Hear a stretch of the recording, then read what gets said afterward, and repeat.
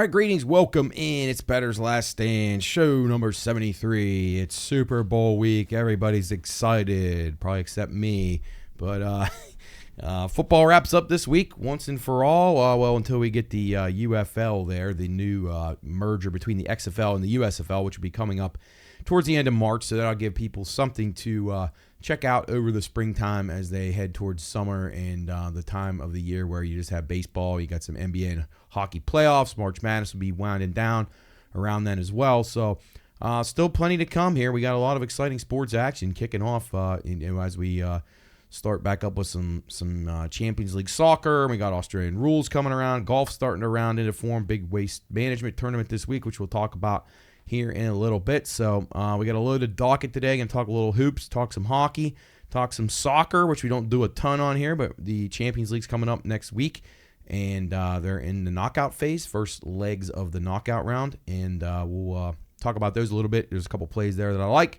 Waste management golf going on this week. We got Live Golf out in Las Vegas, same place that the Super Bowl is occurring. So plenty of sports action here in North America and across the pond in Europe as well over the next few days and weeks. And, of course, we have the Super Bowl. Get my finalized picks. I kind of gave you a good rundown of what I liked last week from a prop perspective, but we'll focus in a little bit more on the game and some other things that maybe are worth taking a shot with. Last week, we were up about 5.5 units. That doesn't count the golf. I didn't, because again, I don't know how people play that golf. The golf was not very good though. I don't know what could have come. The golf ended on Saturday with the terrible weather coming in, and they didn't get to play Sunday. So that maybe impacted a couple of the players that we had. I believe we had Mark Hubbard, who had a top 5. We had Jason Day and Justin Thomas, both within striking distance. So a little better than the last week's golf, but not by any means where we need to be at. But we got waste management this week. We got Live Golf this week. Don't usually give out picks on Live, but it's in Vegas this week. I think there's a couple guys that may kind of really take in the whole Super Bowl atmosphere, and they could be a little bit more focused, kind of like a major type environment for them. So we'll talk about that as well. So anyway, up about 5.5 units, about plus 560 on the week for me. We're up over 40 units the last 3 weeks combined. Again, Hubbard, Day, and JT, pretty solid in golf. But outside of that, we were 7-1 in college basketball, 3-1 in English Premier League football, soccer, whatever you want to call it. So that we had a really bad beat, which we'll talk about coming up. One of those ones that just you think you have it, you have it actually for a few seconds, and then it's taken away from you. So that's the way the world works today. With technology, you can never really celebrate anything these days. You got to wait cautiously and say, "Oh boy, is there a flag? Was he offside?" Whatever, handball, whatever you want to talk, whatever sport it is, you gotta hold your breath. Was he in the crease or not in the crease? But did he interfere with the goalie? It's just so many things out there. Technology, for as good as it is, can also be make being a fan pretty miserable. But Sam had Kyle Busch finished second in the Clash. Ross Chastain was 15th. Justin Haley, who I had as well, not a great performance by him. I mean, again, the NASCAR affected by the weather, the golf affected by the weather. So, again, I got off most of the bets that I had NASCAR-wise. I didn't end up going through with them at the full capacity that I would have, because the race got moved to Saturday night, which it got moved up almost 24 hours, which actually was about 24 hours exactly. Moved up 24 hours. You really didn't know. All they did was practice. They qualified, and then poof, they go right into the race. It was pretty clear that if you had track position, you were going to have a shot of winning. So I ended up betting a little bit on Denny Hamlin, had some in-play on William Byron as a guy I liked pre-green flag, but it wasn't great for us. Kyle Busch ran well, which we knew he would, figured he would, and he qualified well, and I figured he would be a definite force. But the guys that I had, Byron and Reddick, not great. Byron was all right. They were on a long run. I think Byron, maybe if he could have got some track position another way, could have had a shot. But not having the heat racing really hurt. I thought it really hurt the guys about having to see where their cars would work on the track. So the racing itself was pretty decent, which we'll talk to Sam about in the third part of the show. But overall, the event kind of flopped because of the bad weather out there in California, and it's really, really bad weather. So I get why they did it. There's no question about it. They needed to make a move, and they weren't going to get it in on Monday, and the conditions around all of California, much of California, are in serious disrepair currently. So hopefully nobody got injured too badly out there or had their property destroyed beyond salvage. Anyway, 1911 on my best bets. Didn't even have a best bet last week. I guess my best bet probably would have been in basketball. I'm trying to think of what game. There was one game that I liked a decent amount. I went 5-1 in college, or 7-1 in college hoops. 4-0 in Metro Atlantic games, which is a league that I've followed for a long time, and I won't want to say I know a lot about it because I don't, but I know more about it than any of the other small leagues. It's a league that has a lot of good data. The teams, for year after year, coach after coach who coaches them, even though there's player turnover, a lot of the trends hold up. They give you really good indicators of who plays well in what gym. And if you see the places, they're actually like gyms. They're tiny little arenas. But it's a good league, a competitive league. Now that Rick Pitino's out of there with Iona, you don't have the little bit of lopsidedness that was in there the last couple of years. But good league, so I did well in that one on Friday. They play usually on Fridays, some Sunday games as well. So continue to check those plays out, BLS_PRP. If you want those on Friday evening, I'll put them out usually on Thursday. The ones that I like for Friday, you can kind of get ahead of the number that you like. And a lot of times I'll have a pretty strong play on them, even if I don't see the number. A number would back me off in some cases, but a lot of times it's not. It's going to be right around what I would guess it would be. And as long as it's not too crazy, we'll roll the dice with it. But yeah, 7-1 in college hoops, and I can't. Oh, North Carolina. I think that was my best one. They took care of Duke pretty handily, which I expected them to do, quite honestly. But then Carolina comes back and loses to Clemson. So we'll talk about college hoops here in a moment. But yeah, just recapping what we've done here, up about 40 units over the last 3 weeks, actually over 40 units.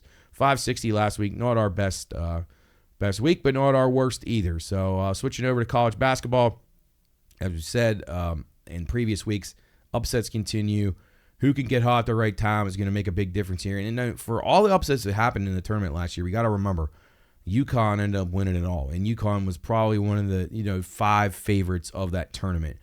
And I don't think you should overlook that. So while there will be upsets, there will be situations where there'll be a team or two that makes a big run. A lot of times the cream will still rise. Like you'll still have one region that'll stay kind of intact, and then you'll have a UConn that'll come in there. And when they get to the Final Four, which we saw last year, they were just vastly superior to the other teams. And, that can't be overstated. So don't go so crazy that you think that, it was a lot of upsets. There's going to definitely be some dark horse winner of the tournament. That's why I suggest you bet Final Fours instead of to bet to win the tournament. You could throw a few dollars on that, but make your better stakes, your bigger stakes on making the Elite Eight, making the Final Four. Those wagers give you a real chance to get some value from some of these underdog, under-the-radar type teams. If you're just betting them to win it outright and you got 150-1 on somebody and they make it all the way to the finals and they get beat by Purdue, good Lord. I don't know if they'll ever be able to win a big game because of their coach, but a UConn or North Carolina or somebody along those lines, Houston, at least you can say, man, I had a great run here. I won some money on the way. I had them to Elite Eight, had them regional final, whatever. That's the way you want to handle that. You don't want to just put it all in one and just roll the dice, because chances of one of these big dogs winning the tournament are pretty slim, but that's why they're priced the way they are. So talking about some teams that I'm still on, some teams that I'm not on. I'm going to get to that in a moment, but the spot or trip handicapping, if you're familiar with racing, horse racing, dog racing, whatever, trip handicapping is you have a horse or a dog that's compromised in one way or another, whether it's by the jockey in a horse race or it's by track condition in the dog race or the circumstances of the way the other dogs break and he gets cleaned out or whatever. So if the horse or dog is running well late and looks like they're full run, man, if they didn't have this compromising part of their trip, they might have won the race, or they were much the best and they just couldn't get there because they were compromised so badly. So when you talk about spot handicapping or trip handicapping, not the point spot. It's a spot that they're in on the schedule or coming off of a big win or coming out of a big loss or whatever. Spot handicapping has been really, really spot on in basketball this year in college. And the more that I've drilled down on it, and I hate that term, drilled down. It's a stupid fucking term. I don't know who invented that, but I don't want it in my vocabulary. So anyway, whoever came up with that, I don't like it. But as the more I study and look into the games and start going back and following trends and actually getting a chance to watch the games a little bit more, you're starting to see spots pop up a lot for good value plays on teams. Whether, for instance, North Carolina coming off that win against Duke last night, I absolutely love Clemson. I didn't know if Clemson could win the game. I thought they possibly could, but I thought when they have a really good shot at covering here. North Carolina gave everything they had in that game. They put it on Duke. It was at home. There's a ton of emotion, and there's a quick turnaround. They're already going. It's a Tuesday night game. They had really a day off, and they partied all night Saturday, guarantee it. They took Sunday off. They went right back to the gym, got their muscles loose a little bit, and then they're right back out there for a big game against a team who needs that win to try to get in the NCAA tournament, because right now the ACC is so poor. Clemson needs all the wins they can get. But it was a great spot for Clemson. Truly great spot. It doesn't mean that Clemson's better than North Carolina. 9 out of 10 times. I'm not going to say 9. I say 7 to 8 out of 10 times Clemson will beat them, or Clemson would lose to North Carolina. Oh, Enzo with a nice goal for Chelsea here in the FA Cup. Lead Aston Villa 3-0. So that's good news. But yeah, so North Carolina is going to be the better team 70% of the time, maybe 80. But Clemson had the right spot. They're coming off of a loss of their own. They're going to be very focused. Everybody in the world watched that game, North Carolina Duke. So they're like, hey, we're taking our best shot at them on their home floor. And Clemson got the job done. They narrowly missed beating Duke the week before that. So spot handicapping, trip handicapping, however you want to call it, whatever you want to call it in basketball, really, really, really applies. So if you have questions, shoot us an email, message us on Twitter, whatever you want to do, BLS_PRP on X, Twitter, contact at thepioneerpodcast.com, whatever you need to do. Call the show on the Watchdog Monday, Tuesday, and Friday.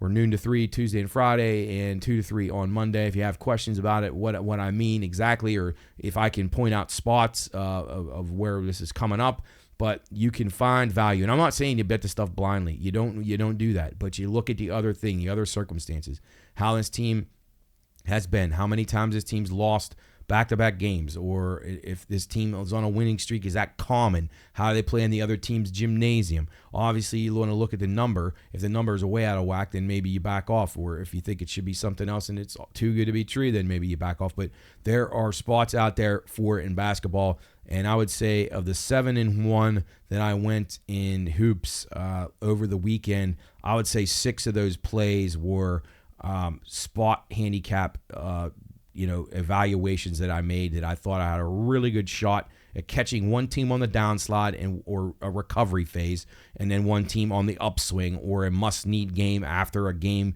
Either they played somebody bad and they beat the hell out of them, or a game where they lost, a disappointing performance where maybe they played awful on defense and the coach is beating them over the head for 4 days about how bad their defense is. They're going to come out and lock in the first 20 minutes at least. So you got to be aware of that stuff. Don't fall for one of the worst things people do in handicapping, or just betting, period, along with betting too many parlays, they overestimate how good a team's performance was. So North Carolina blew out Duke. Oh, they're the best. They got to be able to beat Clemson at home. But it takes a toll out of you. Just think about it as your own self. If you've played sports, even if you didn't, just if you watch enough sports, you realize how hard it is for a team to get up and play their best back-to-back times. That's what makes UConn and Houston and even Purdue in the regular season, that's what makes those teams clearly better than most teams. The long-term effects of the team with talent like that it's going to continue to show itself. They're not going to stub their toe nearly as much, but on any given night, anybody could beat anybody. But I really think look into that, look into the spots, just look at that stuff, especially in conference play. You get so much good data out of what's out there to look at, covers.com and all these other places that you can check and get just tons and tons of data that you can use to formulate a pretty strong opinion about one side or another. But don't fall for the team, just because they play good on Saturday doesn't mean they're going to play the same caliber of game on Monday. So don't let that be a problem, and that's a huge issue. People do it in the NFL. They do it everywhere. They see the team blow somebody out, they immediately, oh, man, I'm all over that team. It's a worst mistake you can make. Very rarely will I ever bet a team off of a great performance the next game. That is just not something that I really believe in, at least as far as basketball and football go. I think baseball, you can make a case for that a little bit, and even hockey, when things start to bounce your way and guys are seeing the baseball really well, or the puck's going in the net really easily for for a goal scorer in hockey, which, speaking of that, the Nailers 10 in a row. So get on out Frosty Friday on Friday as the Reading Royals are in town for a pair. 10 in a row the Nailers have rattled off. So you want to hear more about that, nailing it down right here on the Watchdog. You can flip over to the Watchdog. You're listening to the podcast now, Bettor's Last Stand. You can flip over to the Watchdog right about now on a Friday afternoon, and we'll be talking about the Nailers, hopefully. So just to clarify. All right, basketball teams that I'm interested in here. Obviously, Purdue, UConn, North Carolina. They're kind of teams that are getting a lot of steam right now. They're some of your top Ken Palm rating teams. Of the big boys, I still think Houston's defense makes them very, very formidable. Coming down to the, in the tournament, you got to be able to guard people, but you got to be able to score too. So scoring could be an issue for Houston. That'd be the one little bit of a small defect in their game. They got thumped pretty good by Kansas, but that was at Kansas. I expect Houston will pay them back quite handily here in a couple of weeks when they rematch in Houston. But Houston, to me, been a very strong team, well coached. They kind of have the total package. Kansas, I was high on Kansas a couple of weeks ago, and then I've watched them twice since then, and I'm not quite as high on them. I think they're a little bit too reliant on Hunter Dickinson. They throw in the ball a little bit too much. Their guard play is not quite as good as it has been. Now, they made every shot the other day, but that's not going to always happen. And you definitely want to come back and play against them, which if you did on Monday, they played Kansas State and they lost. So both situations where the teams that had huge wins at home, North Carolina and Kansas, both lost their next game to in Kansas' case, another rival, but in North Carolina's case, not really, just another ACC foe that they're used to beating every time. But so Houston, to me, still the top class of the big teams. Kansas a little bit tricky. UConn's really good too. I'm still curious to see how they'll do in the tournament, just in their conference tournament too. I don't think they're quite as good as they were last year, but they're still very, very good. So don't sleep on UConn. Teams that are right on the cusp, I think, of being contenders, but maybe have a few, a little bit of a deficiency. Iowa State, I think they're pretty good. You can find them around 50-1, maybe like 8-1 to win their conference. Not impossible that Kansas or, the Houston could stub their toe, but jeez. Well, I got to pause the show for a second. I have a work emergency that I have to take care of. All right, sorry for the interruption there. Had a large bet that I needed to authorize. So, speak of the devil, We're talking about betting, and that's what happens. So, somebody comes in, wants to bet a lot on something. So, anyway, back to it, basketball-wise, talking a little college hoops here as we roll on. Bettor's Last Stand, show number 73. All right, so I was talking about some teams that I was interested in, so I'll kind of speed this up. But I think Marquette is pretty solid. I think they could be a little bit dangerous down the road. Ken Palm, number 10 right now in his ratings. 7-1 to make the Final Four, 26-1, 30-1 range to win it all. Colorado, I like 25-1 to make the Final Four, 85 somewhere in there, 100-1 you can find to win it all. Virginia is a team that I'm not really sure how good they are, but their offense is significantly better than it has been in the past years. That doesn't mean they score a lot, but they do have a little bit more of a set of weapons than they've had in the past. So they're playing great basketball right now. They obviously play very good defense, very well coached. So Virginia is a team to me that's a little bit sneaky. They're getting kind of ignored right now. If they're able to make it into the tournament, which they may not, I think I would keep an eye on them. I'll look for them in the ACC tournament. I think they could be very, very dangerous at 99-1, 100-1, 22-1 range, somewhere in there for the Final Four. All right, welcome back in. Sorry for another disturbance. Never really ends. Never really off the clock in the world today. Well, if you even punch a clock, but... Anyway, back to basketball. Just rolling through these teams here again. Tennessee, think they're okay. Defend pretty well. Still struggle on offense. So 15-1. Can't really recommend them to win it all. But thought maybe 5-ish, 4.5-1 to make the Final Four was decent. But Rick Barnes seems to always stub his toe in the bigger games. Auburn, I think they're pretty good. 17, 18, 20-1. Ken Palm, number 5, 4.5-1 to make the Final Four. I think they're a credible team. Colorado State I've talked about quite a bit. Talked about New Mexico quite a bit. Wisconsin, not bad. A little better on offense, a little more athletic than they normally are. So I think they could be a potential contender. And then Indiana State, mentioned them last week, had a big win over Drake. So they're playing some good basketball right now too. So I think they're worth it, worth a look to make the Final Four. You can find them around 55-1. So nothing wrong with that. And you saw Florida Atlantic make the run last year. which is something that could be duplicated, but will be a little bit tricky. May not always happen that way. So those are some of the teams to keep an eye on right now. College hoops, NBA trade deadline is tomorrow, so maybe we'll figure out if anything Sam likes on next week's show going forward with futures as teams start to get their roster assembled. All-Star break coming up here in a week as well. Okay, we're going to take a quick break here on Bettor's Last Stand, and I promise, hopefully next time, we won't get interrupted quite as much. It's Bettor's Last Stand, show number 73 from the Pine Room Studio here on Super Bowl week. We'll be right back after this.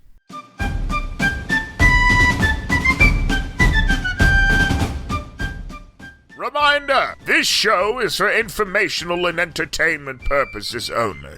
All wagering activities should only be conducted by those 21 years of age or older and within the confines of federal, state, and local law. If you or someone you know has a gambling problem, contact 1-800-GAMBLER. That's 1-800-426-2537.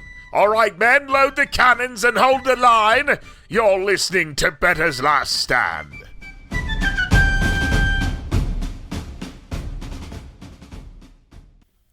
All right, welcome back in. Bettor's Last Stand, show number 73. Apologize again for the work pauses there. Had to deal with some large transactions, but back on track now. Hockey, we're going to hit on it. The first segment, didn't get to it. Right now, you're coming off the All-Star break, so I'd say tread a little lightly on these trends right now because you don't know how teams are going to come back off the break. Some may come back better, some may come back not as sharp, but you definitely want to take your time and see how these things start to heat back up if teams start to go back to form or they are off form and maybe or do not appear to resemble what they were in the first part of the season. Right now, unders 8-2 coming off the break. I played a lot of unders last night. I think that's the way to go early on. And then teams coming off of the break, if you have a team that has played a game, like one game, and then another team's coming off their break the next night, usually the team that's played a game has had an advantage in those matchups. So keep an eye on that one as well as we get back into NHL. Trade deadline coming up. You had the Flames and the Jets both making plays for some centers. The Flames getting Lindholm and the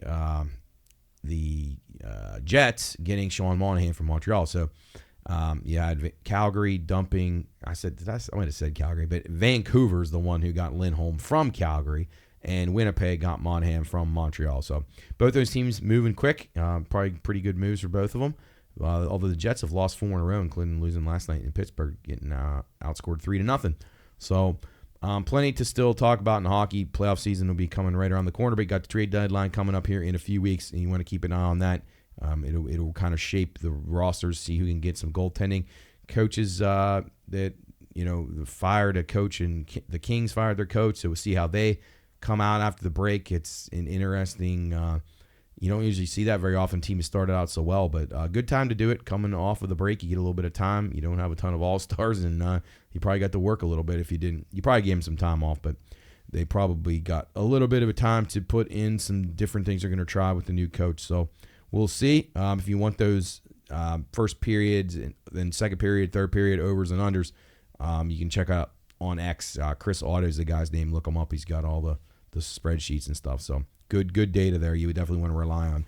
All right. UEFA Champions League soccer begins on Tuesday, and that's this Tuesday. So if you're listening to this on Friday, this next coming Tuesday, and you're into the knockout phase, you got 2 matches on Tuesday, 2 on Wednesday, and then 2 the following Tuesday and the following Wednesday. So they stagger them 2 a day. It's great soccer. This is the champions of Europe of all the different leagues. You got the round of 16 left. They all play group stage, take a few months off, handle their domestic action and their cup action, and then they're ready to go in February. UEFA Champions League heats up, and it is a regular thing all the way through the spring, and it is wonderful football, exciting stuff, the best of the best, and you don't want to miss it. So we got Copenhagen and Manchester City playing on Tuesday. Manchester City comes in right now as the favorite to win this tournament, plus 190 to win it all. A little bit too low of a price for me. City's going to have to contend with Liverpool and Arsenal in the English Premier League, so I think it's going to wear them out a little bit. They're going to try to win all these things, and they have depth. They definitely do.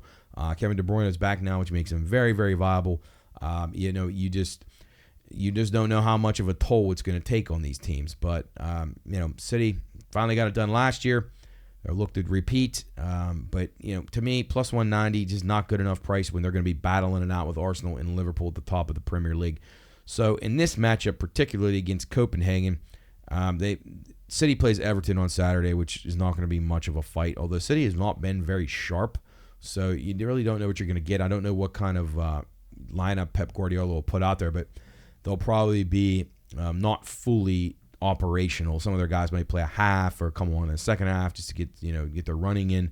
But Copenhagen was pretty decent at home. They pushed Bayern Munich to the wire, got beat 2-1.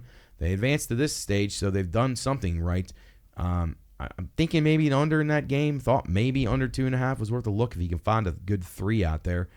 Maybe. I think City will just want to get in and get out without putting themselves at too big of a disadvantage in leg 1, because then they play the second leg. So if you're not familiar, you play 2 legs here. You play 1 in Copenhagen. You play 1 in Manchester.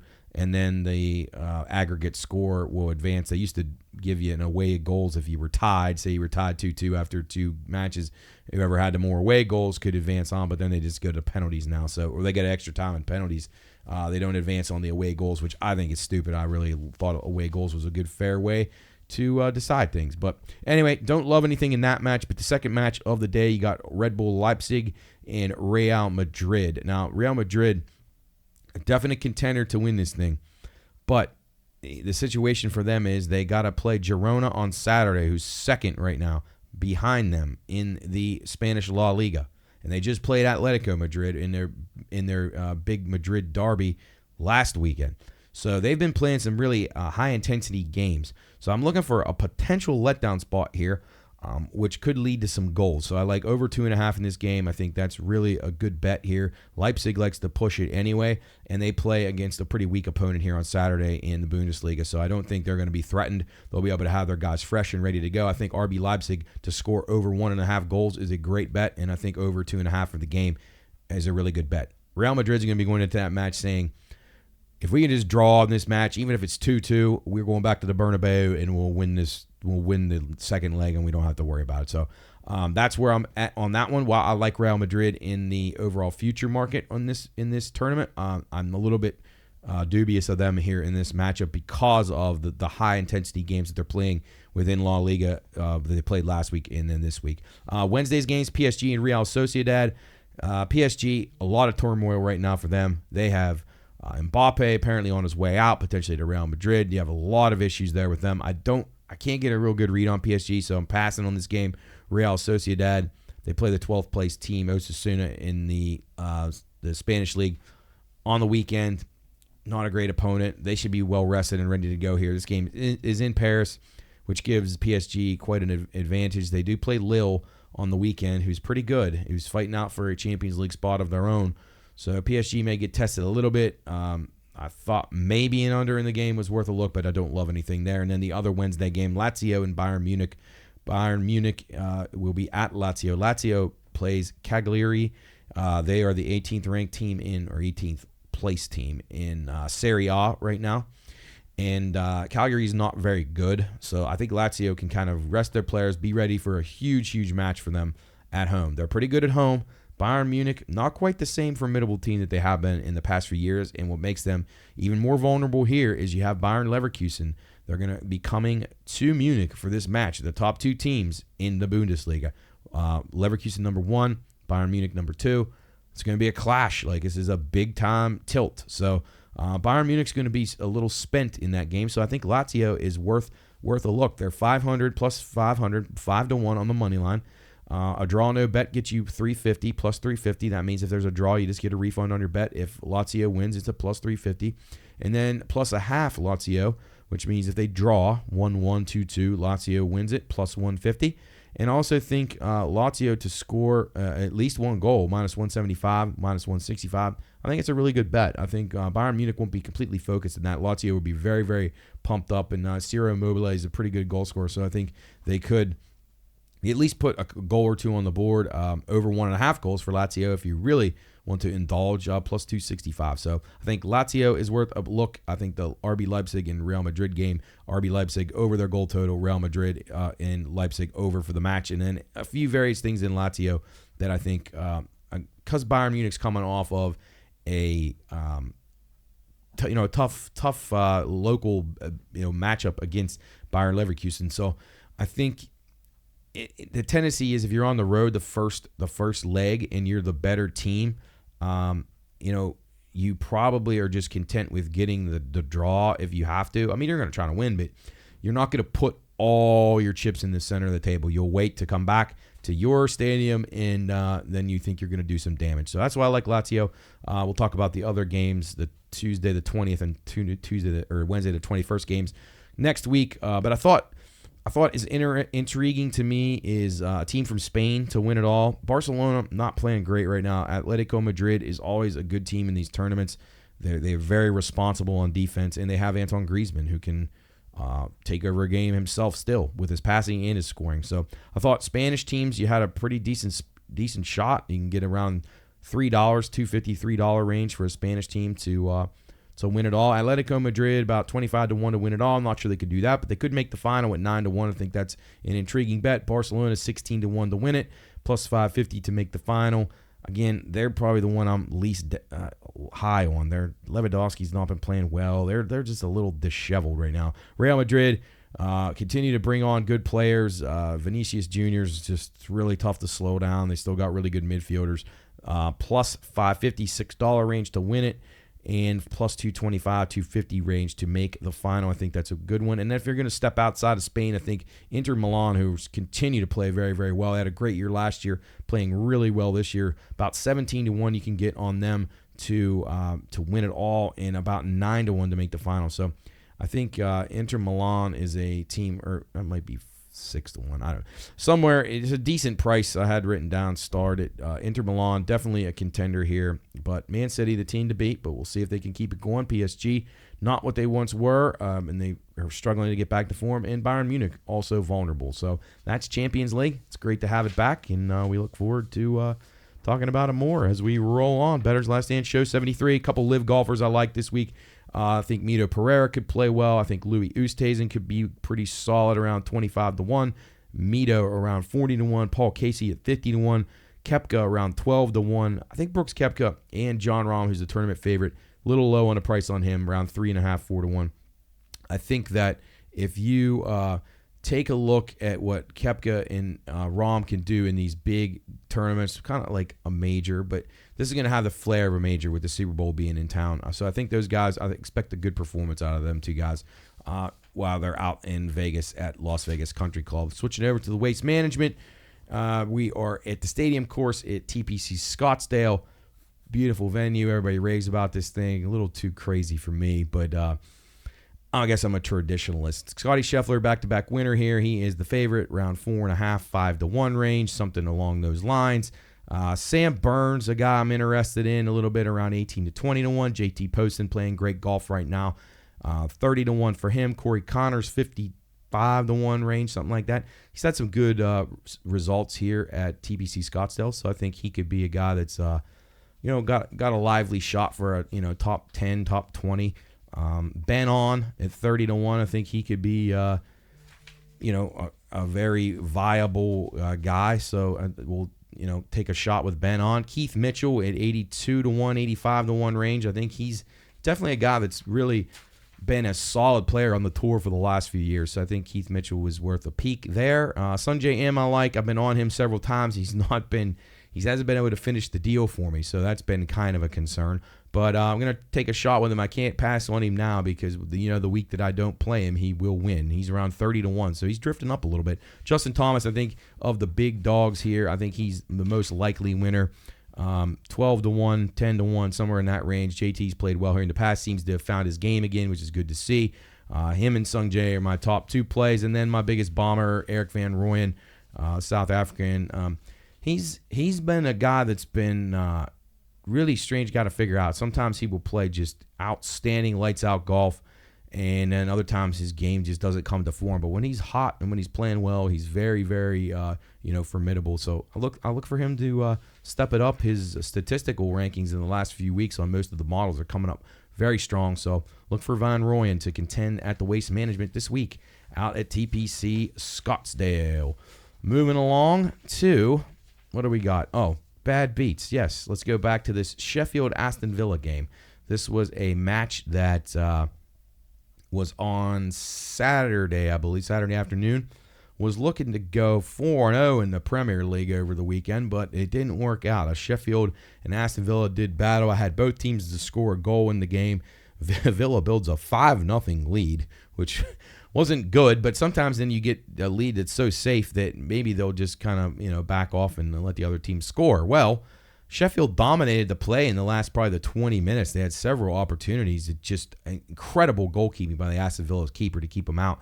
So all I needed was just one to get by him. Well, sure enough, I get a great set piece from them. They put it in. It's a guy that heads it over to another dude who puts it in, and they're going nuts. It looks like it's a good goal. They're bringing the ball back to the center circle. It's ready to go. Oh, wait, let's go. We got to review it. And literally, I'm not kidding you, it was literally like the thread of a guy's shirt that made the guy offside for Sheffield and took the goal away, and the game finished 5-0. So that was a tough one for me. I hate when that happens, and again, it's really tough to to see a goal that definitely would have stood a few years ago. They overdo it with the offside onside rule. There's not any type of logic really applied there. If a guy's clothing piece is like on, that's not really a body, so they probably need to work on that a little bit, but very frustrating to say the least. But bad beats happen, and we will continue to be on the wrong side of many of them as we move forward here. All right, Pebble Beach Pro-Am controversy. This was interesting. If you don't check your house rules, you should. This was a finalized tournament after 54 holes of play, so many sportsbooks were forced to pay those tickets out, but that's not the biggest problem. You had people on Saturday taking shots against books where they're parlaying several things that are live wagers, and play never even started. So you're getting guys at the tail end of the Saturday round. You're playing live wagers for that tournament. All bets final, all bets action. Guess what? They don't even play. So guys are locked into these spots, and you saw a lot of tickets paid out with people kind of had an idea. Nance kept talking about it on the broadcast. Several people in the betting world were talking about if they even had a chance of playing this. Whether people in California were talking about it.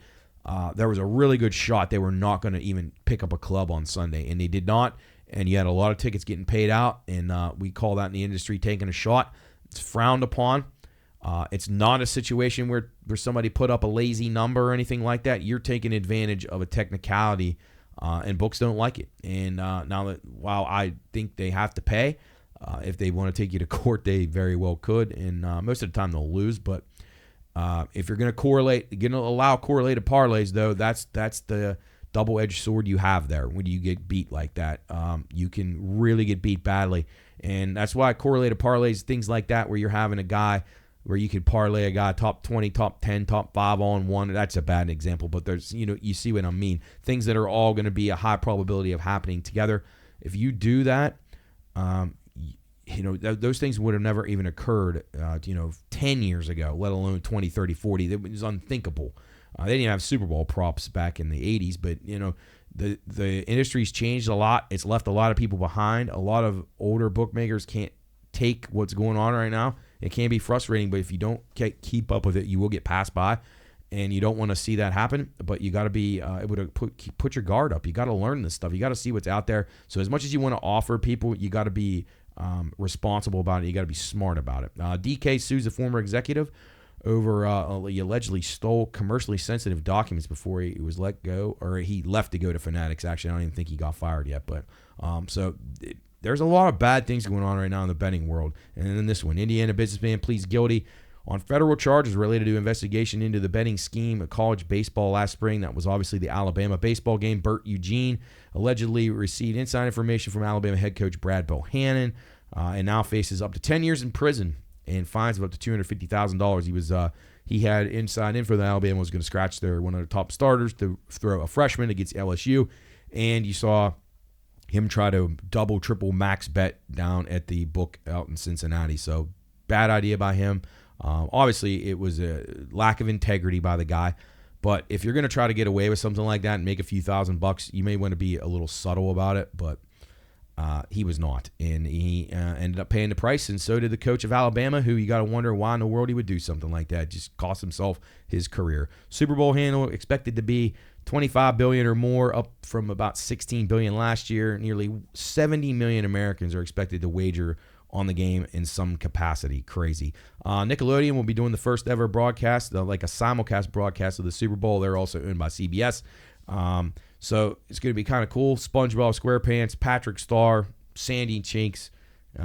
They'll be doing it live from Bikini Bottom, and I highly recommend watching those if you're able to. They're not just great for kids, but they're just a nice break from all the ridiculous antics of the commentary groups and the sideline reporters on the regular broadcasts, which I have a hard time stomaching. So in my office, when I'm over at the book on Super Bowl Sunday, I will have on the SpongeBob SquarePants Nickelodeon version of the game, and it will be far more enjoyable than anything that I'm going to see on CBS. So keep that in mind. If you have young ones wanting to watch the game, that is the way to go. NFL is only allowing 2 Super Bowl commercials about sports betting. So I don't know who paid for them. I don't know enough about them yet, but that said, I guess they're going to have one each half because they didn't want to get it oversaturated, so they limited it to 2. Mahomes 10-1-1 against the spread as a dog, 9-3 straight up. Kelsey has scored 19 touchdowns in 21 playoff games. That is outstanding. 49ers have been favored in every game this season. First time since the 17 Patriots team has been favored in every game. The public right now heavy on the over. Recreational bettors in Vegas kind of flooding the markets for the 49ers and the over. So you're going to see some value out there on the strip because the games in town are going to have a lot of people around. So you're going to find some professional syndicates coming in there and saying, hey, we found a great number here. We're going to go down the street and get the other side of the number there. We're going to try to middle it. You're going to see a lot of strategies like that on player props, on all kinds of stuff. I know there's a lot of big-time professionals that are in Vegas this week, not where they would normally be on a Super Bowl week. It's more so because you're going to find inflated prices because of the public handle that's going to be increased even more than it already is because of the game being in town. So that's what we got going on in the betting stratosphere here this week. And now it's time to get to the Super Bowl picks, I guess, so to speak. I talked a lot about this last week. Right now, Kansas City, a 2-point dog in the game. As we mentioned, total holding around 47. I like the under in the game. I like the Chiefs in the game, but I was a little bit worried. A lot of the public is on the Chiefs, which concern me. I talked about how I thought the Chiefs had the better coach, the better quarterback.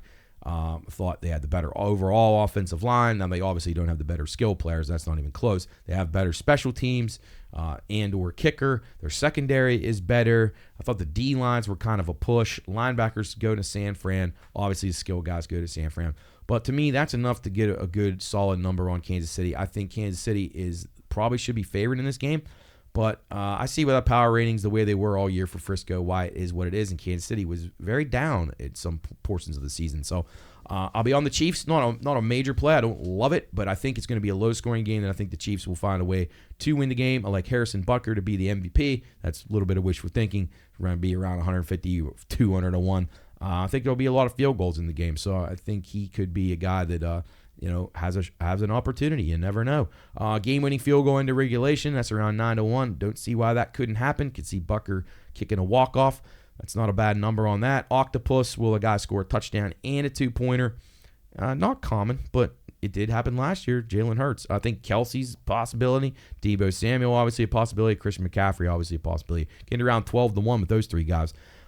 Nothing to, you don't want to overlook that. Will there be a field goal in the first quarter? Yes, -120. I think that's a very good bet. Touchdown in every quarter. This one I was a little mixed on, but I'm going to go no. I think you may have a couple of early scores in this game. So I was on the first quarter under last week a little bit, but I'm a little bit off that now. I think you could see some of the scripted stuff work for both teams. I think you could maybe even have a 7-7 at the end of one. So if you have those numbers on your Super Bowl board, I think you're in play there. But then I think that the adjustments will be made, and then I think it'll slow down a little bit in the second and third quarters, which normally would be the opposite of the way the games would start in a regular season. Now, a lot of teams do score in their first drive, but can the teams match each other with scoring drives back-to-back? Doesn't always happen, but you see it a little bit more in the playoffs. Saw it even in the playoffs this season. Will there be a successful 2-pointer? I think yes. I think that's something that I don't think either one of these teams has had one of those in the regular season this year, which is really weird, but shows you they're in control of a lot of the games. But I think in these games, you'll see coaches trying to find workarounds for XYZ that could happen. So maybe take a 2 when they can get it. The first score of the game, a team might go for 2. Nothing is off the table here. Team total touchdowns, Kansas City and San Francisco. I thought both of those worth an under if you could get under 2.5. I still think about 2 is what you're going to have in both. I think it's going to be a pretty lightly scoring game. Butker to win MVP. Actually, I got written down here 300-1, probably down from that now. I had L'Jarius Sneed, Reed, and Nick Bolton, and Drew Tranquill, all from Kansas City, all with viable opportunities to win the MVP. I think on the offensive side of the ball, I think the first touchdown score, I think Travis Kelce probably is in play for me because you got to look. He scored 19 in 21 games in the playoffs. Chances are you're going to have some stuff ready for him early in the game, so I think he could get on the board early. I think his probability of scoring the first touchdown is better than most, but I also think getting the first down could be another one that Kelce's good at. Obviously, third down, you're looking for him. Pacheco on a third and short, likely he could pick it up. So I like both of those guys to get the first down of the game. Field goal in the first quarter, I mentioned that one, minus 120. I think that's an absolute lock. Valdez-Scantling, I know he's so up and down, and I can't stand the guy, but his first reception over 12.5 yards I think is worth it. I think over his receiving yards props could be all right. Seems like he's got a little bit of a trust factor back with Mahomes now. Mecole Hardman, first catch under 9.5. I think that one's a good one. They've really struggled to try to get him involved. I thought he was going to be a little bit more of a piece for them, but he has not really worked out there. Largest time of possession in the game. Most time of possession. That's not worded very right. Or very right. That's not worded very well. Anyway, the team that has the most time of possession, I think San Francisco probably will, just by the way that their offense is run. They control the ball a lot. They eat the clock a lot. I think even if they're down in the game, I think they'll control the ball a lot more than Kansas City. To me, Kansas City has a much better chance of having some quicker strikes or some chunk plays, and then they get stopped in the red zone to kick a field goal after 5 plays, whereas San Francisco will just grind it out. Now, whether they make big plays or not, that remains to be seen. Total combined yards of all the field goals, over 121.5 yards. I'm going over in that one at minus 110. I think if the kicker's going to get the MVP, I got to have a lot of yards. So we'll try that one out. First quarter receiving yards, Valdez-Scantling. Thought maybe it was worth it. Maybe he gets a play action early in a game. He gets a 45-yard catch. Maybe that's the longest reception in the first quarter. You only got to last 15 minutes.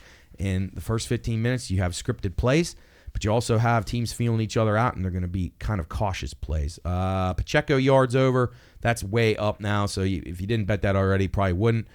Purdy yards passing under. I like this one a lot. Wait to bet it till the game gets ready to go off. You want to bet unders right up till game time. Overs you wanted to bet earlier in the week because everybody likes to bet the over. So you get better numbers on the unders now coming back after people bet them over. So Purdy, pass yards under. Love that one a lot. Travis Kelce, receiving yards over. Can't do that one now. Already did it, but that's probably not going to be any good for you right now. It just keeps ticking up with the T-Swift factor. Butker, make over 1.5 field goals. I absolutely love that one. I think that's probably my best bet. If you can get that around minus 125, I think it's absolutely free money. I don't see a situation where he doesn't get at least 2 field goals in this game. Field goals are going to be important in this game. These teams are too evenly matched for them not to be. And Valdez-Scantling over 1.5 receptions, minus 120. I think that's a good bet as well. All right, those are the ones that I like in the Super Bowl, so I'm going Chiefs. But my best bet of the actual sides in the game is the under in the game. And I think leaning towards second half under more so than first half. I think you could see a little bit of an explosive start to the game, but I think it'll settle in, and I think the teams will get their legs under them. And Spagnuolo and the Chiefs defense, I feel very, very confident about that they'll adjust on the fly and be ready to go with a really strong performance. So, other than that, best of luck to everybody in the Super Bowl. We're going to take a quick break here on Bettor's Last Stand and come back with Sam the Man. We'll talk a little bit about the NASCAR out in California, getting rained out there at the Clash, which sucked. Actually got rained up, if that even makes sense. Moved up, so kind of took the luster out of it. Talk a little MLB, what's going on there. Orioles get Corbin Burns. So we had Orioles news, big news. Back-to-back weeks, we had the team being sold. Then they get Corbin Burns. So still a lot of things on the horizon. Baseball, I think they're like less than 20 days away from spring training baseball games starting up. So hard to imagine. Hit on the NFL, of course, NHL and NBA as well. And season win totals are out. Buccos, 75.5. If you can believe that. I'm sure they're going to take some over action as the con continues up there with the Nuttings. We're going to take a break here. Bettor's Last Stand from the Pine Room Studios. Let's thank our sponsors very quickly. IC Cab, appreciate everything they've done serving the Ohio Valley for all your transportation needs. 304-232-1313 is the number to call there or download the IC Cab app today. IC Cab, always working. And also want to thank our Lunch Madness sponsors, Generations and Figueretti's, both sponsoring a bracket in the Pine Room Lunch Madness extravaganza. You can hear it right on, or I almost said right here, but you can hear it on the Watchdog right across the hall from us. On Monday, Tuesday, and Friday. All the action. Jubb did amazing work on the bracket. We got everybody seated. I got all the lunches. We put it in a 32-team bracket, and competition started up yesterday. So we'll have the winners on Friday's show, and then we'll start the next round. Well, actually, it's a couple weeks of first-round games, and then we'll continue to announce the winners of each bracket. So we started it off yesterday, and it's been a really good, well-received thing. So check it out at the Pine Room Studios on our social media. You can vote on the lunches yourself. They're paired up in a one-on-one bracket-style challenge. So you're voting for the lunch that you like the best to advance on with the winning school, one of the students of the winning school winning a PlayStation 5, a 50-inch TV, and several other wonderful things as part of a grand prize package presented by the Pine Room, Generations, and Figueretti. So we look forward to crowning a champion in Lunch Madness, and I hope you'll check it out at the Pine Room Studios. You can see all the cool stuff there on Instagram, Facebook, and Twitter, and X. BLS_PRP. You can find out all our picks each week, even the ones you don't get on the show, things that are coming in late, coming in early, whatever you need to see. BLS_PRP is where you want to be. We're going to take a break here. Bettor's Last Stand, show number 73 from the Pine Room Studios. We'll be back after the break with Sammy the Man.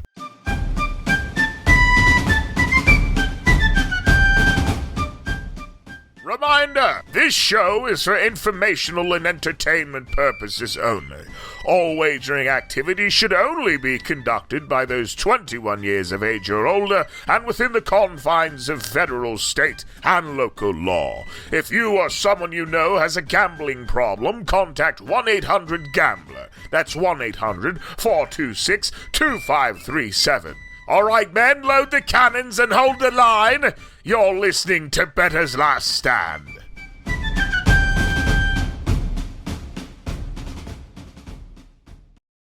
All right, welcome back in Bettor's Last Stand, episode number 73. Sam now joins me after, well, I guess it was like a slow build-up week last week. We had a lot of weather events out there, fucking up golf, fucking up NASCAR, but we march on. Super Bowl week, so we're glad to have him with us. And the best news of the day is that we're less than 2 weeks away from Daytona. So that is a good thing, Sam. Welcome to the show as always. How are we today? We're all right. You know, like you said, this little week tease that we have to wait for the action. You know, I hate that. I know. Yeah. I really do. But yeah, racing's here. Football's ending. Which is my signal that, all right, it's race season. Right, which is a good sign right now. It is. You know what? I get footballed out. Me too. I really do. Me too. Yep, just all the stuff that goes along with it. I totally agree.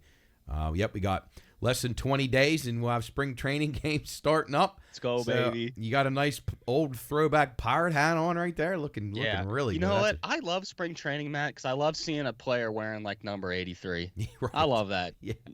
You know he's not making it to the club. Most likely not. But if he does make it up, then he sticks out quite a bit when he gets up to the big club and he comes in. Yeah, or his name's Drew Maggie. Yeah. All right. So let's first talk about the race last week, which got rained up, which is a thing that's weird and you never really hear that. But Denny Hamlin gets the job done. Obviously, it wasn't what I expected. As far as the lead up to the race, you had messaged me, said they were moving the race up. I was like, oh my God, I didn't even know this. So I'm like frantically checking out how they're going to do it. And it's like, oh boy, they're going right into qualifying, right into racing. I knew that the bets that I originally was going to have were going to change somewhat because I just didn't feel comfortable that guys got enough competition laps under their belts. It was definitely different. I thought the racing itself wasn't too bad. It obviously paid to be up front. No question about that. There just wasn't enough time for these guys to make up track position. So what were your thoughts on it? And overall, what did you see out of the event that maybe you carry into, I guess, well, really not Daytona, but short track season? Yeah, well, first of all, NASCAR off to a hot start, making the right call, moving the race up. I thought that was incredible. And I actually, like you, Matt, I had to triple check before I texted you because it was just like, I saw one article. I was like, nah, that's not real. There's no way. It's like, yeah, it's real. It's happening. They had that one little window of no rain. It worked. So if you're going to go out, if that's the last clash they have there, perfect. Yeah, probably a good idea. Perfect. It ended perfect, man. Yeah, what did you think of Denny's car? He obviously was good. He was good, and it was good to see the carryover from last year. Because, he's been good. He's consistent. But last year, he was getting close. Right. He was getting real, real close. He was very consistent. And I think another person I was going to bring up is Blaney as well. I love the Blaney carryover. Yep. The Hamlin-Blaney carryover, two things that stick out to me. Ty Gibbs sticks out to me. Oh, boy. That's what I was going to say. I think he is going to be something to be reckoned with. You can tell now he has now made the jump to now he got the freshman year under his belt, which he did not embarrass himself by any means. And now you can see him coming on the circuit with a different type of swagger than he had before. And I really thought for a while he was going to be very, very, very tough to beat there. But he raced really well. Your boy Kyle Busch, you gave it out last week. He was going to run well, and he certainly did. So I think this really sets NASCAR up for a potentially all-time great season with maybe more winners than we've ever seen before, potentially. Man, I hope. And it's just like I think like you said, Gibbs he's just comfortable. He got that first season, out of the way. He's got nothing to lose. Nothing. And nothing superior equipment to most guys. You're right. And he's a good driver, man. Right. He's a good He's driver. not just got the ride because he's Joe Gibbs' grandson. He really hasn't. And, we'd be the first to say that if he did, because there's plenty of guys in racing that we've seen that have jobs based on their parents or grandparents. Not this dude. Yeah. And it's funny, like when they were coming out of Xfinity, it was him and Gregson. Who's going to be the best driver? Well, that one was kind of solved. Our boy Gregson didn't do too hot. At least he made the race, I guess. He did make the race, couple laps down. Yeah. But another thing that stood out to me was the Elliott DNF. Oof. Not that it's that big of a deal, but I would like to see him get out on a strong foot. Just to me, it's a bad sign. I was thinking this dude's going to turn the page. He's going to be out there just kicking ass, and not the way you would want to start it. Then now you got people creeping in, into people's minds like, and maybe this is all just a fluke, man. This dude is just not what he, either he was not ever what we thought he was, or he's not that anymore. But I'm not going to make the judgment off one race, but not the kind of start you wanted, especially when his teammates all ran pretty well. I thought Bowman was pretty decent, which he absolutely has to be, or he's going to get fired. Larson, you ain't got to worry about him. He's going to be rock solid. And then William Byron, who was the league leader in wins last year. So I think Hendrick's in a good spot. They got to get Elliott going. Who would have thought that? He's like the weak link. But I think Bowman started out well last year too, so he's got to sustain. Byron and Larson, they're not going anywhere. I could already say pencil them into the chase right now. Wouldn't you agree? Yeah, I would. And something that just I found odd was the Bell not qualifying. Yeah, it's an odd one. Very odd. That to me is very odd. Dylan, that doesn't surprise me. Even though he had run well there, I know. He's a mess. He's a mess. I know. I just find it odd. How did he not qualify, Christopher Bell? Yeah, I know the guys on the broadcast were kind of stunned at that, but it's not good, man. Yeah, not a good way to start it, but it was a small field, so I guess we'll chalk it up to bad luck. Somebody probably was going to fall victim. What did you think of the RFK guys? Obviously, Buescher wasn't in, so Buescher, he's not good at the clash. Yeah. He kind of saves his good performances for races that matter, I guess. It worried me when I read that, he's not good at that. And I'm like, you know what? No, last year, he came on strong. I pray that wasn't a fluke because that was awesome. Yeah. And I need to see more of it. Well, Bubba got spun again. Yes, he did. And whining already. Keselowski did all right for the first time in the clash. And John Hunter Nemechek ran pretty well. Yeah, he did. I think he's going to be pretty solid. I think he's going to be pretty solid. And I'm looking forward to Daytona with Keselowski because I don't know. He's been quiet. He's been quiet. Yeah, but he's been knocking on the door though, like That's what I mean. like but in those a quiet big way. It's plate not races. like, Yeah. Yeah, and I think he can. I can't believe I'm saying this. Can you believe No, what it's I been said a complete last year, what I'm transformation saying from now? last year. Jesus. Yeah, but That's insane. I'm excited about it. I really am. It's gonna hopefully be a good speed week, and hopefully, knock on wood, we don't have any rain down there in Daytona, which is always a risk this time of year. Well, they set the precedent. Everyone's going to want them to move the race up. Every race that rains, if you can move it up, you know, it's like that's so. I mean, it killed the crowd. I unrealistic. mean, it was a great TV race, but fuck, there was nobody there. Yeah, you would have thought COVID was going around with that crowd. Did you find out was Machine Gun Kelly still able to perform? I didn't even know. I don't think he did, and I He think probably wasn't there. He probably was flying in that morning. Yeah, you know what it was like, Matt? It was like the pitch clock in baseball with this race. They were just like, we got this many laps. Right. It was like you blink your eyes, 20 laps are gone. You're right. It went really fast. It was like literally an hour and a half tops, and it was gone. It was out and over with. And Denny's doing burnouts and celebrating. So, but lots of great racing action to come. I'm super excited about that as we'll get a bunch more into Daytona next week. Looking forward to it. It's going to be a lot of value out there. A lot of team racing setting up for some really, really exciting finishes. So we got that to look forward to. All right, let's shift over to, I guess let's hit on baseball first. How about this? Back-to-back weeks, we get big news for the Orioles. They sell the team from that fucking miser, and now they get Corbin Burns. I mean, what a week! Sick. What a couple weeks for the O's. I mean, you see the hat. You know where I stand in my allegiance.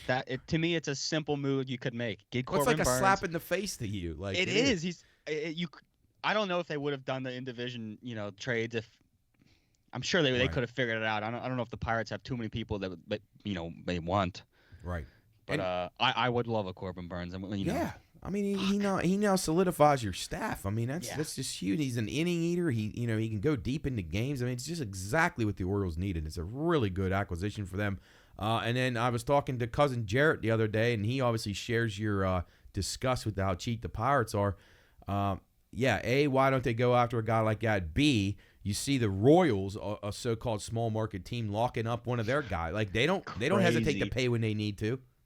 Matt, crazy, and he's good, man. Like O'Neal Cruz, if he's as good and he can stay healthy for 1 to 2 more years, he deserves the equivalent of that. Yeah, no, you're right. But he'll get a quarter of that. Yes, and they'll say, oh well, we're just Yeah, and that's the we're problem. Small market. It's horse shit. Yeah, 75.5 the posted win total for the Pirates. What are your early thoughts on that one? Oh man. Fucking give me the over. Come on, baby. Let's go, Shelby. I think I honestly, if I had to make a gut call on this right out of the chute, I may lean to the over. I think that's a pretty good number. I think they'll win right around 77 or 78 games. Dude, I can see the vision. They were 20-8 playing the Red Sox, and I was like, holy shit. They're just doing the most simple things. Yeah. And fuck. Well, there's a lot of excitement in the city this year. Baseball. I don't know how, but we'll it. see. I mean, if O'Neal Cruz Skeens, comes back, baby. Skeens needs to be starting. That's got to be, but we both know that ain't going to happen right away. They're going to have him. They're going to bring him him Marauder so slow. He'll be in a Marauder uni. Yeah, it's going to be a long process. We'll maybe have him up by the All-Star break, or if they hit an early season skid though, could be a weekend to bring the crowd in. So put him on first. a Friday. That's how dumb they are. Yeah, just calling him up might draw out a few more thousand people into the park.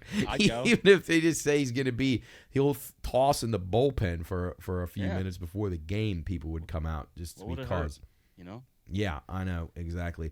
But we'll talk plenty about baseball as win totals were posted this week. There is one more thing we should bring up. Please. The mayor of Las Vegas. Oh. What they had to say about the A's moving there? Yes. Being like, you know what, maybe it's not such a good idea. Because they're so cheap. Hilarious. I know, that's pretty bad. I mean, to keep up, you be running the Golden Knights in there, and they go to the Stanley Cup Finals, and they've been good, and they've won a cup since then, so they're a really good franchise. Raiders, they're the Raiders. They're a legendary franchise, and they're not terrible. So if you're going to bring that A's team in there, and they're going to suck, like really suck, then it's going to be tough for people to go to them. But I still think being a tourist destination, they'll still get people to go in if they get them a nice ballpark and stuff. But, yeah, it's not going to be fun for the hometown fans. They may really, really be bad. It's just crazy. It's like, oh, this is our last year. Boycott. And Mayor's like, fuck that. We don't want you. You guys stink. Let's try for someone else. But, seriously, that's crazy. Yeah, and then NBA wise, maybe when are the Seattle Supersonics going to get a team? I don't know. As soon as they bring the Pittsburgh Condors back. When might that happen? Never. When hell freezes over, my friend. I'd say that's gonna be tough to do. NBA trade deadlines tomorrow. Who do you look for to maybe make a move? I'm hearing the Sixers will make a move. I'm hearing who else did I hear? I heard the Knicks aren't done yet. I don't know. What do you think of Eastern Conference and who's gonna try to load up? I think even though they're not that great, I think the Magic should make a move. Oh, I wish they would. I don't mind them. I don't mind them at all. I think Paulo is pretty damn good. Yes, but a good young team. I think the Pacers need to make some sort of move. I don't know what they would do. They kind of already made they made one move, which was pretty good. But it's just the East is tough. Yes, it is Cavs really are tough. Playing incredible. They are. Now they could be a team that could be interested in adding a piece. I would say. I actually think, looking at the whole Eastern Conference, I think Milwaukee is the biggest fraud out of the top six. Well, they seem to be crazy. So they get Doc Rivers in there, and of course they're going to say it takes a little bit of time, all that stuff. Their defense needs to be a little bit better, but they're still not winning games they need to be winning. So yeah, I don't know. See, to me, I thought it was very risky when they brought Damian Lillard in there. He's the kind of guy that just doesn't. He just, to me, just doesn't seem like a guy who's going to give his all to actually winning. But I could be wrong. If you're going to get a star, I'd rather have a guy that's a little more well-rounded than him. But sometimes it messes up your chemistry when you do that. But we'll see. Celtics, another team. They're man, I don't know if I really trust them either. They're really good. But they've been there the last couple of years and they haven't. The Knicks need the aircraft carrier back, baby. Yeah, well, it doesn't look like he's hurt as bad as they thought. Embiid's going to be out for a while for Philly. And they could be in big trouble now without him. I will say he plays hard in the regular season. I mean, if you're gonna get a good regular season out of one player, I'm drafting Embiid first. Oh yeah, he plays hard, man. Yeah, I mean when he's available, he's unstoppable basically. Right. But yeah, make the games get a little tighter in the playoffs, and then that changes in a hurry. Going over the Western Conference, sounds like the Warriors could be sellers. What do you think of that? You think they should? I hear Wiggins and Klay Thompson on the move, but Klay Thompson doesn't look like he could play over here at Wheeling Jesuit right now. How bad he is. I'd get rid of everybody, but Curry. Yeah. Honestly, Draymond can go. Yep. Thompson can go. You could get so much. Yeah. People are looking for a piece, and they'll overpay. You know that. You could restock pretty fast. Yeah. I just think I look at teams like the Thunder. Like, look at what they've done. Look at what Presti's doing with all these picks. He's got so many picks. Yep. It's nuts. They could definitely be involved. How about anybody else in the West? What do you think the Clippers, do they add or do anything? Or do you think they stand pat? I think they're going to stand pat. Yeah. I really do. I mean, fuck, they're good, man.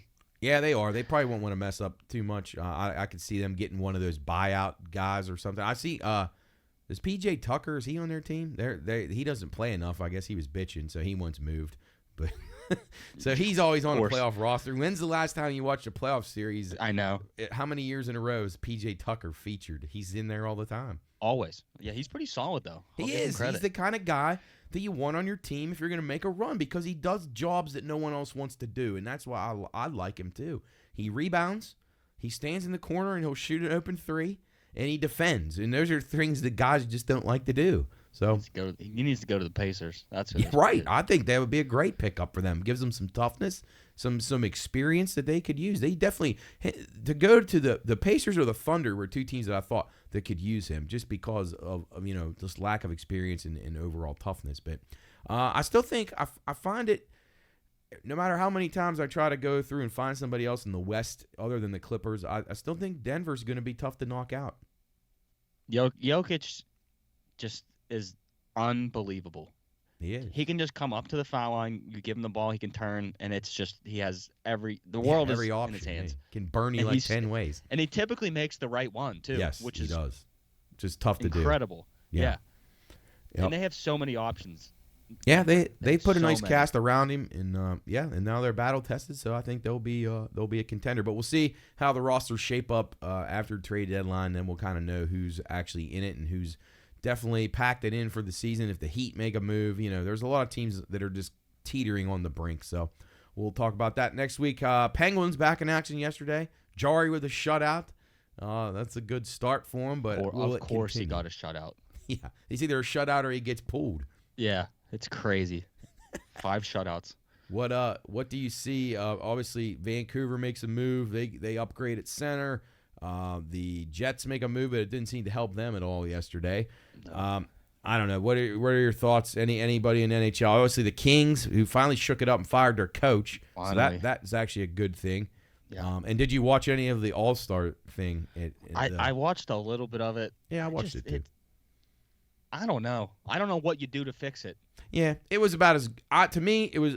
I know it's just getting crushed by people, but to me, it's about as good as they could have made it. They can't make it the way they're doing it. They can't make it any better. So it was okay. What else do you do? Yeah. I liked seeing Justin Bieber warming up skating. I thought that was cool. It just made himself an all-star. Yeah, they should have just let him play. They should have put him and then the Tate McRae girl. She could have been out there too. This is like someone would end up dead. But yeah, I don't know. I don't know what more they can do. But Penguins, I don't know. Do they have a shot at making in the top 3 in the Metropolitan Division? I don't think so. I really don't. So clinging to a wild card at best then? Yeah, it's just they struggle if Crosby's not. Well, he's typically on his game, but if he's not at least getting a point, it seems to be that they struggle. I mean, that was at least the tail of the first half of the season. Carlson needs to be better, which he was good yesterday. Yeah, he's all right. Jeff Carter, those guys, sometimes those old guys have to get a little freshening in the legs. They come out and play pretty well. So, yeah, we'll see what happens. I'm not very optimistic, and I still don't know what they're going to do with Gensel. If they'll move him, they should, but they won't. I don't think so. They'll just eat it, and probably he'll walk at the end of the year, and that'll be quite a loss, but pretty that's awesome. what you signed up for when you decided to sign Ricard Raquel to a long-term extension instead of Gensel. Yeah. It's probably not the best idea. And then maybe Riley Smith could do something for once, too. I know. He doesn't seem to like he wants to even be on the team, but we'll see. How about football this weekend? Obviously, the final game of the year, Super Bowl. Anything sticking out to you? You got any exotic first touchdown guys or anybody that comes to mind that you like in any capacity? I've looked at a lot of things. The first thing that I was going to ask you is how many ridiculous bets are you guys currently getting of just I mean literally everything possible? Yeah, it's quite a lot. Like you have to prepare. Like I have to get my ticket writers well versed in where all this stuff is because there's just so many things, and each year you just add more and more and more, and there's so many different variables that you open up one thing. You got first reception to which direction. I mean, you got so many things. Anything you can imagine, you can put out there right now. So yeah, it's you gotta be organized, and the people come to the window and they have no idea what they want, and it takes quite a long time. But yeah, there's so I'll much. be happy when this week is over. Oh, I bet. One that stands out to me, I think he's the best receiver on the 49ers. I know it's crazy. Brandon Ayuk's a plus 175 to score. Yep. I think that's like a lot of these numbers, they're tough because it's the Super Bowl. Like, Mahomes, could he scamper in? Absolutely. Anything's on the board in these games because, it's all on the line. So Ayuk to score. What's your feeling on the game as a whole? What do you think? It's tough. This one's tough because, there really is a great matchup. Yeah, they're even teams, I'd say. Very even. But I want Mahomes to win. Yeah. I personally want Mahomes to win. I mean, plus 110 is not bad. No, I think, to me, I was thinking about it like I was mentioning last week. Like, to me, they have an advantage. Obviously, at quarterback, they obviously have a head coach advantage. I think their offensive line's a little bit better. They don't have the good skill players that San Francisco's got. But their defensive line is adequate. Their secondary is very good. Their kicking game is very good. So, to me, there was more pluses for Kansas City in the game. I thought it was, other than the fact that San Francisco was rated so highly all season, I thought kind of the wrong team was favored in the game. But you're getting a lot of the professionals are on Frisco. A lot of the public's on Kansas City. I like Kansas City in the game, too. I like the game under, too. I think it'll be a little lower scoring. Both these teams can eat up clock with some of their drives. Because they are, when you have accurate quarterbacks, Mahomes just because he's awesome, and then you got Purdy, who's in a system that makes him be very accurate. The clock will run a lot, even with passing. So like the under a little bit, but there's I don't know. Elijah Mitchell plus 114 under 3.5 rushing yards. Well, I mean, the thing about that is if McCaffrey gets like banged up or cramps or something, then he'll get in. I know. Fuck. So it's It risky. just seems like it. That's just like, you got $5? Yeah, I'll give you $5. Yeah, I was saying earlier, I for whatever reason I just have a feeling that like Harrison Butker's going to play a major role in this game, so I bet him over 1.5 field goals made. I bet him to win the MVP for a little bit of money. He's like 350 to 1. I was like, whatever. Maybe Dude, you never know, man. 5. That game against the Bengals earlier this year, he kicked 5, and maybe he kicks 1. Maybe he kicks the all-time longest field goal in history, and then maybe he kicks and it was a walk-off at the end, and maybe he gets it, but. Probably unlikely that anybody other than Mahomes or McCaffrey would get the MVP if depending on who wins, but maybe a defensive guy. I think Brandon Ayuk's going to have a big game. Okay. You're on Ayuk. I like it. I do, man. I really, really do. Well, I think that's an interesting thought because it actually makes a lot of sense because Kansas City's got a very good secondary. They're going to try to take Deebo Samuel a little bit out of the game, so they'll probably I'm assuming they'll put Snead on him because I think Snead tackles pretty well. Because you're going to need a guy that can be physical, and then they're obviously not going to want to let George Kittle go in, and they've been very good against tight ends, Kansas City has. So I think that does make Ayuk quite intriguing that he may not get the same attention that the other guys, because then you got to account for McCaffrey in the passing game too. Right, and because there's a plus 172 for 80-plus receiving yards as a prop for Brandon Ayuk, and I'm like, 80? Sure. I think that's definitely doable. I do. I think that's How many people, like you said, how many people can you Yeah, you can only stop. It's hard to stop any of them. But yeah, I mean, he's like in the game like this, he probably would be towards your 4th option, and he's got the skill of like a number 1 option. So that's a good thing to be trying. And when you look at on the other side of the ball, if it's not going to be Rice or Kelsey, who's the next guy you have most faith in? And obviously Pacheco running it, but like I said, Valdez Scantling, and he can't catch a cold, except against the Ravens last week when he made that incredible grab. That was the catch he needed to make, though. It's all playoffs. He was making one big grab, and he made it. Yes, he's out of wishes. So he has no more. Do you think he's the guy, or does Kadarius Toney redeem himself? Will he even dress? There's no way Kadarius Toney plays. I can't even believe they brought him to Vegas. I could just see him going out and getting in trouble at night or something. They should just tell him like the time of the game changed and just go to the casino and just have fun. Here's some chips for you. Yeah, he ruined the best play of the year. He did. I had high hopes for him too. I thought he was going to be really good for them, but hasn't panned out. Yeah. In your head, it's one of those things like, oh, you go play with Brady, you're going to be good. You go play with Mahomes, you're going to be good. Right. Nope. If you're an idiot, it doesn't matter. Right. I'm going to be offsides. Yeah. All right, Sam. Anything else on the weekend stand out to you? I know next week's going to be the week we're really excited about. People can have the Super Bowl. I'm ready for next week. Yeah. Our Super Bowl's coming up here. That's exactly right. I wish they'd had more practice, though. I know. But until next week, buddy, we will see you. Just counting down the hours till Daytona, baby. Speed Week. Have a great rest of the week. Good luck this weekend. Enjoy the Super Bowl, and we'll see you back here next week. Yeah, I'll talk to you, Matt. Go Bucks. All right. That's Sammy from Upper St. Clair with great analysis, as always, on all things sports betting related here on Bettor's Last Stand. We are going to conclude the show for the day. Hope everybody enjoys. Hope everybody enjoys the Super Bowl. Have a safe and exciting, profitable Super Bowl. Again, check us out on the Watchdog 3 days a week, Monday, Tuesday, and Friday. Lunch Madness is underway. Check it out on Instagram at the Pine Room Studios. BLS_PRP for all your BLS picks throughout the weekend. And anything that comes to mind that we didn't mention on the show, or anything that changes or adjusts, or we just weren't able to get to today. We'll have all that covered there. Get in touch with us on X or Twitter, however you see fit. Give us a call on the radio show with questions, any comments, anything you would like to see us add, talk more about, whatever we are aimed to please. And again, enjoy the weekend. Again, thanks to our sponsors, IC Cab, Generations, and Figueretti's for their wonderful support of the Pine Room. And we also are proud to announce a new partnership with Zambito Flooring America and Four Seasons Golf up at the Highlands. Ricky Zambito was in studio yesterday talking with us on the Pine Room on the Watchdog. So if you missed that interview, I think Joe will have that up on one of our Pine Room Radio Rewinds. Ricky's awesome guy, does a great job around the community, involved in so much stuff, and we appreciate his support and look forward to working with him down the road. That'll do it for us here, Bettor's Last Stand, episode 73 from the Pine Room Studios here in beautiful downtown Wheeling.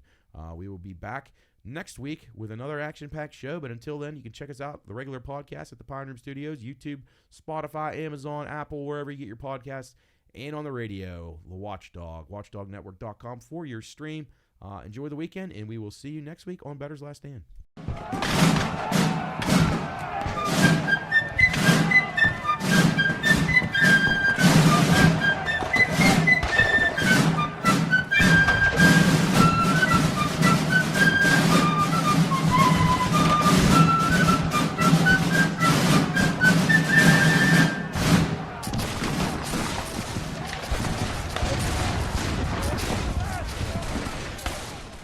All right, welcome in. Bettor's Last Stand, back after a Thanksgiving hiatus.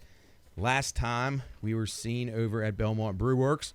Had our buddy Rick on the show. He had us over. It was a great evening. We talked a lot about sports betting on the show as always, and then had a few drinks and something to eat. So it was a good time. Chris here with me in the studio. Hello.